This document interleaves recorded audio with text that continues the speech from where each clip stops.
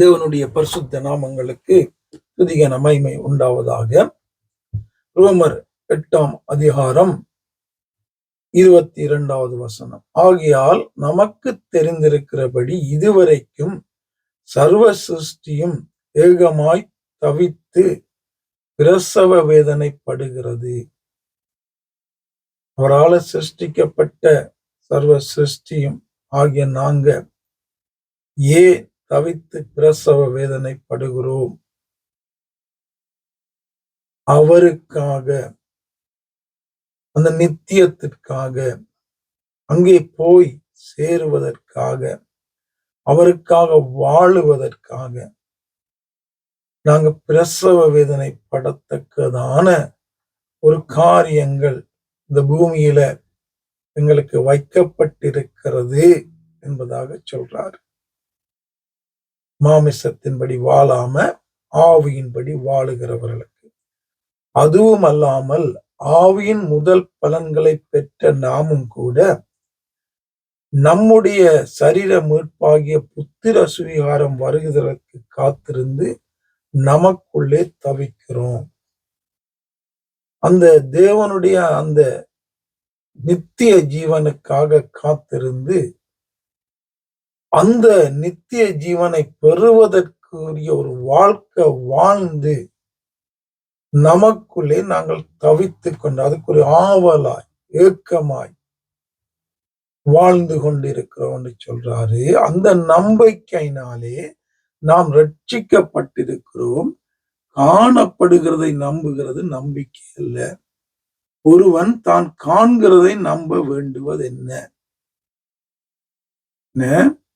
இப்படியெல்லாம் சொல்லி போட்டு அவருக்காக காத்திருக்கிறோம், தவிக்கிறோம், வேதனைப்படுகிறோம், பாடுகள் உண்டு, அதன் மத்தியிலும் அந்த மகிமைக்காக தான் காத்திருக்கிறோம், அந்த புத்திர சுயாரத்துக்காகத்தான் காத்திருக்கிறோம், அதுக்காகத்தான் இவ்வளத்தையும் பொறுத்து கொண்டு அவருக்கு முன்வைத்து அந்த வசனத்தின்படி ஆவியானவரால ஆவிக்குரிய ஒரு வாழ்க்கை வாழ்ந்து கொண்டிருக்கிறோம் சொல்லி போட்டு அவர் சொல்றாரு, காணப்படுகிறதை நம்புகிறது நம்பிக்கை அல்ல. தேவன் இந்த பூமியில வைத்திருக்கிற எங்களை நடத்தின அந்த காரியங்களை பார்த்து நம்புகிறது நம்பிக்கையில. காணப்படாதவைகளை ஒருவன் தான் காண்கிறதை நம்ப வேண்டுவது என்ன? நாம் காணாததை நம்பினோமாகில் அது வருகிறதுக்கு பொறுமையோட காத்திருப்போம். இந்த ஆண்டவர் வைத்திருக்கிற அந்த மகிமையான காரியங்களை நாங்க நம்பினா, பரலோகத்துல ஆண்டவர் இப்படியான காரியங்களை ஒரு வசனத்தின் மூலமாக சொன்ன காரியங்களை வைத்திருக்கிறார் என்ற அந்த நம்பிக்கையோடு நாங்க வாழ வேண்டும். காணப்படாத அந்த காரியங்களை வேதத்தை விசுவாசித்து நம்பி அதற்காக வாழ வேண்டும். அதைத்தான் எங்களுடைய நம்பிக்கையாயிருக்க வேண்டும் என்று இங்கே சொல்றார். காணப்படுகிற சின்ன அற்புதங்கள், அதிசயங்கள், காரியங்களை அல்ல, காணப்படாத மகிமையான காரியங்களை எங்களுக்கு ஆண்டவர் வைத்திருக்கிறார். எப்படி நம்பணும்னா, வசனத்தின் மூலமாக படிக்கும்போது, ஆண்டவர் பேசும்போது அதை நாங்க நம்பணும். நம்பி அந்த மகிமையான காரியங்களுக்கு ஏற்ற ஒரு வாழ்க்கை, ஆயத்தப்படுகிற ஒரு வாழ்க்கை, பெற்றுக்கொள்ளத்தக்கதான ஒரு வாழ்க்கை இந்த பூமியில வாழ வேண்டும் என்று அங்கே அவர் சொல்லுகிறார்.